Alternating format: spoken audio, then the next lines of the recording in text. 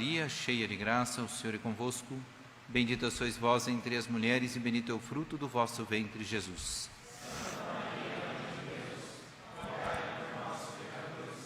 Agora e na hora de nossa morte. Sejam sentados um instante.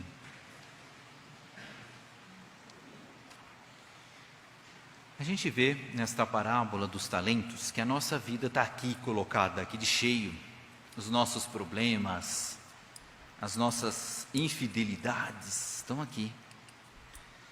E esse último que ganhou o talento, que ganhou um só, e enterrou, ele volta-se para o seu Senhor, que é Deus, nós sabemos que é Deus, e diz assim: Senhor, eu sabia que tu eres muito severo, e que tu colhes onde não plantastes.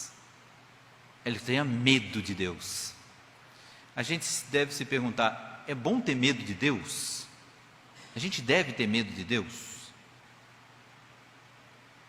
Então, o público olha assim, os que estão assistindo eu não estou vendo, mas os que estão aqui aqui presencialmente nem piscaram, não querem se comprometer. É bom ter medo de Deus? Porque o temor de Deus, porque ter medo de Deus, Deus é tão bom, e eu fico com medo, aí eu vou ser obrigado a enterrar os meus talentos, porque eu tenho medo de que Ele mande de repente um raio do céu em cima de mim, porque eu fiz uma coisa errada. Parece que não é bom ter medo de Deus, mas a Escritura diz, Nossa Senhora quem nos ensina, que a misericórdia de Deus é para todos aqueles que o temem, é para todos aqueles que o temem. E também o temor de Deus é um dom, é um dos 7 dons do Espírito Santo. Então, mas esse aqui temeu e foi castigado, mas o temor é uma coisa boa? É que existe temor e temor, tem 2 tipos de temor, tem o bom e tem o ruim. O bom é aquele que nos leva, diz a doutrina católica, a não pecar. A gente tem medo de ofender a Deus, a gente respeita a Deus nos seus mandamentos. Esse é uma pessoa, uma mulher, um homem que tem temor de Deus. E é por isso que está escrito aqui, na primeira leitura foi lido aqui, está sendo lido em todos os púlpitos do mundo, ou pelo menos daqueles que cumprem esta liturgia. Está escrito aqui que a mulher forte, quem encontrará? Ela vale mais do que as joias. Nossa, é bom que os maridos saibam disso. Está no barco, o barco furou, precisa jogar alguma coisa fora, não jogue a esposa, jogue a joia, porque a boa esposa vale mais do que as joias. Mas veja bem, a boa esposa, a mulher forte, porque aqui diz, a mulher que teme o Senhor, essa sim merece louvor. A mulher que teme o Senhor, olha só, temor de Deus. Porque a mulher que não tem temor de Deus, merece castigo. Porque dizem aqueles santos antigos dos primeiros tempos da igreja, que a mulher que não teme a Deus é pior que o demônio. Nós estamos sofrendo aqui por causa de uma mulher que não teve temor de Deus e comeu o fruto proibido. Por isso que estão esses mosquitos mordendo a gente aí, picando a gente, por causa de uma mulher que não teve temor de Deus. E eu não sei se é São Jerônimo quem vai dizer que a mulher que não teme a Deus é pior que Satanás, o demônio, porque ela leva para o inferno, diz aqui, com seu encanto enganador. É a serpente, não é? Encanto enganador. A mulher é pior que o demônio. Por quê? Diz ele, porque enquanto a mulher engana 10, enquanto o diabo engana 10, a mulher engana os 11, até o demônio cai no laço. Olha, dizem esses santos da igreja católica, dizem uma verdade bonita, é até engraçado, mas é séria. Mas a mulher forte, diz a Escritura, vale mais do que as joias, aquela que teme o Senhor. E aqui o Salmo vai dizer, felizes os que temem o Senhor e trilham seus caminhos. Mas esse homem aqui, o terceiro, ele teve um temor humano, não um temor sobrenatural. Ele não estava com medo de ofender a Deus. Ele ofendeu a Deus, ele teve um temor humano. Ele viu a Deus como um carrasco. E ele fala para Deus uma calúnia, ele caluniou contra Deus. Quantas pessoas, quando sofrem, também não caluniam a Deus? porque não tem um amor a Deus verdadeiro e, em consequência, não tem o temor, não tem medo de ofender a Deus. São como esta figura da mulher que engana os 11. Esta parábola nos ensina a ter um verdadeiro temor de Deus, acreditar em Deus, porque esse homem vai viajar e chama seus empregados e entregou-lhes os seus bens. É uma coisa curiosa, para o primeiro ele deu 5, para o segundo ele deu 2 e para o terceiro ele deu só 1. Os 2 primeiros vão sair-se bem, vão ser fiéis à vontade do seu senhor, e o terceiro, que ganhou só 1, vai ser infiel. E a gente vê, a gente podia dizer que o mais rico dos 3 é o primeiro, o classe média aqui é o segundo, porque o primeiro tem 5 talentos no bolso, o classe média tem 2, e o mais pobre de todos só tem 1, e o que vai ofender a Deus e ser castigado é o pobre. E a gente vê que essa teologia que fica defendendo o pobre pelo pobre não entendeu muita coisa, porque o mais pobre é o que vai ser lançado no fogo. Então não adianta só ser pobre, tem que ser pobre de espírito, tem que ser desprendido, tem que confiar em Deus, tem que amar a Deus. Não é porque vai ser pobre que vai se salvar. Aqui o mais pobre se condenou. E olha que maravilha que Deus, Ele dá a cada um conforme a sua possibilidade. Deus é hierárquico. Deus é o contrário de certos regimes aí que querem dar tudo igualzinho para todo mundo. Não, Deus dá 5 para um, 2 para outro e 1 para o outro que se revoltou. Então, Deus é a imagem de Deus, esse senhor que vai embora, deixou 5. Esse homem trabalhou uma barbaridade e conseguiu mais 5. Olha que bonito. E aí nosso Senhor, ou seja, o patrão diz para ele: servo bom e fiel, como fosses fiel na administração, eu te confiarei muito mais, vem participar da minha alegria. O segundo ganhou só 2, ele não se revolta, ele trabalha e consegue lucrar o dobro. Os 2 fizeram lucrar o dobro do que tinham. Qual é a resposta do Senhor para ele? Servo bom e fiel, porque fosse fiel nessa administração de tão pouco, eu vou te dar muito mais, vem participar da minha alegria. Olha que interessante, o que tinha 5 e como aquele que tinha 2, os 2 ganharam o mesmo prêmio. Qual é o prêmio? Participar da alegria de Deus. Então, aqui, aquele que tem muitos dons, como aquele que tem poucos dons, seja fiel no pouco que tem, que Deus vai te dar o mesmo prêmio. É a visão beatífica, é isso que nos espera. Mas o último trabalhou também, trabalhou para cavar um buraco. Os ímpios também trabalham, os ímpios também sofrem, mas não amam a Deus, não produzem frutos daquilo que ganharam. E aí ele tece na cabeça dele um juízo temerário a respeito de Deus.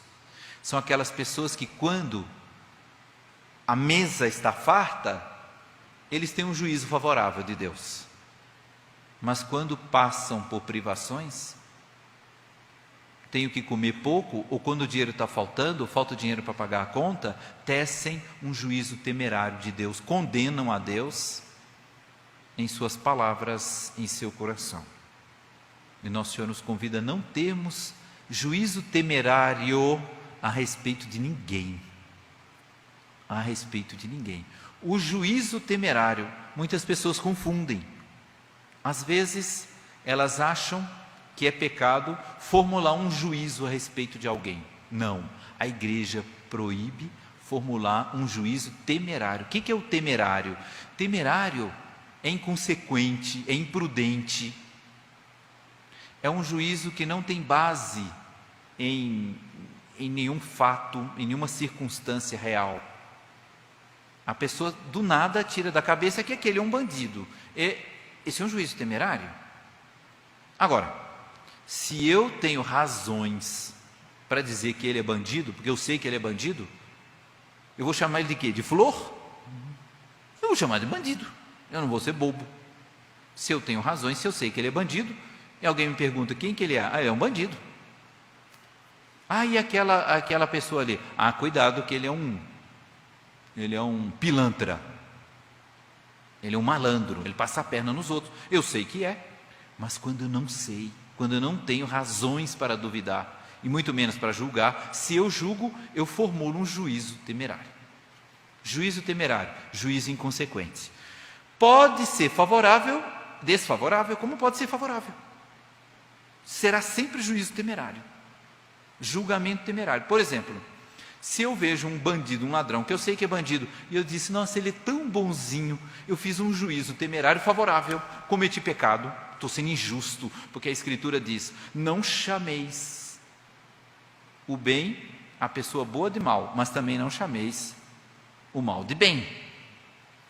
E o juízo temerário favorável também existe, e ele causa muitos problemas na sociedade. Porque aqui, por exemplo, na segunda leitura, nós temos um problema sério de juízo temerário favorável. É um juízo que eu formulei, eu chamei a pessoa de boa sem conhecer. Eu julguei na minha cabeça que ela era boa, quando na verdade não era. Está escrito na Escritura, maldito o homem que confia no homem, e eu saio confiando em todo mundo, e eu deixo entrar na minha casa um menino ou uma menina que não vale nada, e eu faço um juízo favorável a respeito dele, e ele vai e corrompe com o seu mau exemplo o meu filho ou a minha filha.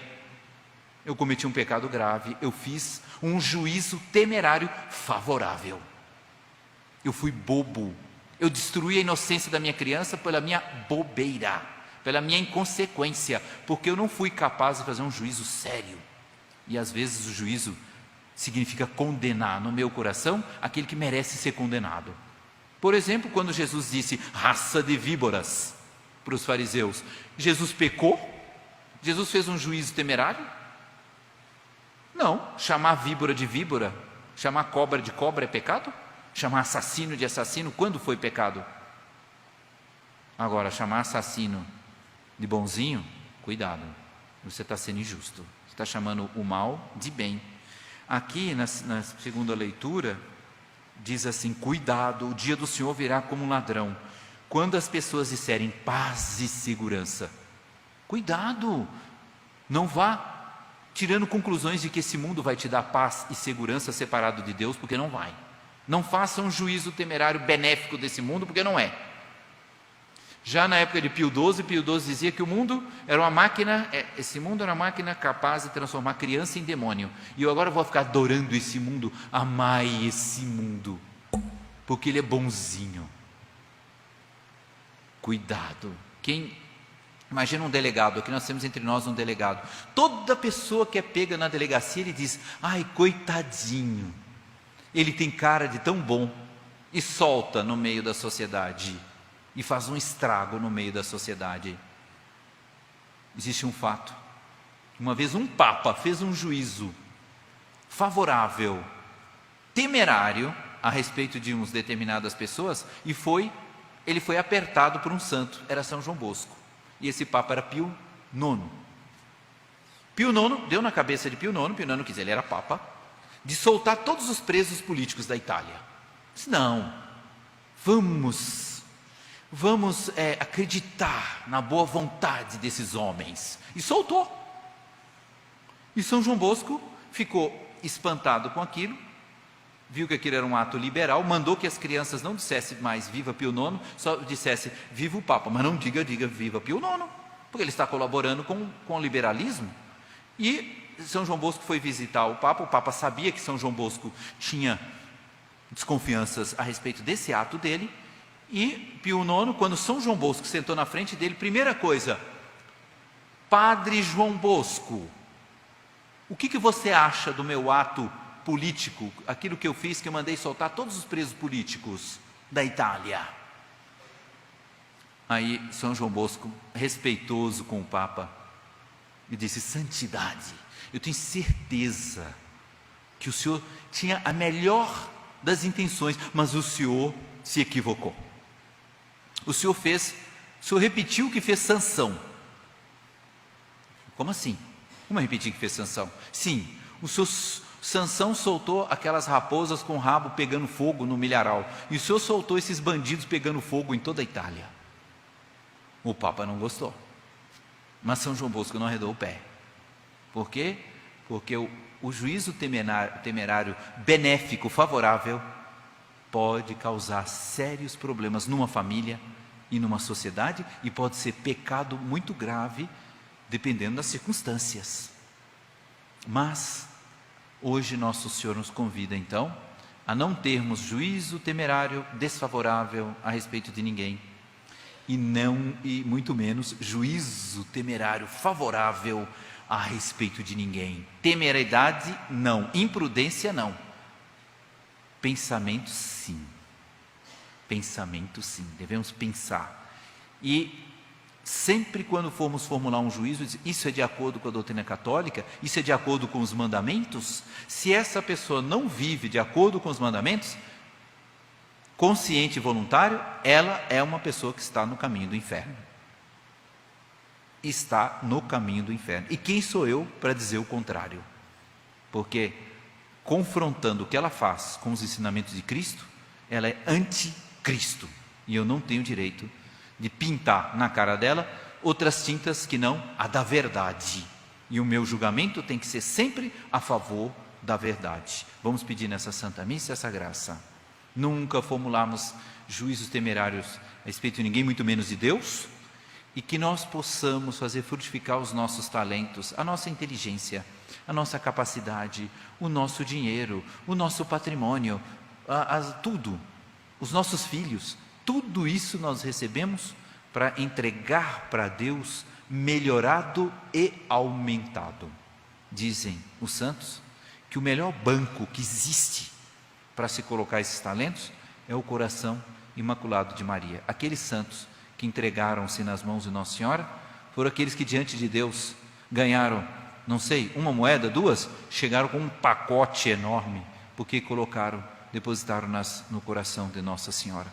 Nossa Senhora é o banco que multiplica os nossos talentos. Vamos confiar a Nossa Senhora, tudo aquilo que nós ganhamos de Deus, e com a esperança e a confiança de que no céu a gente possa entregar em nome de Nossa Senhora aquilo que ela mesma multiplicou. Louvado seja nosso Senhor Jesus Cristo.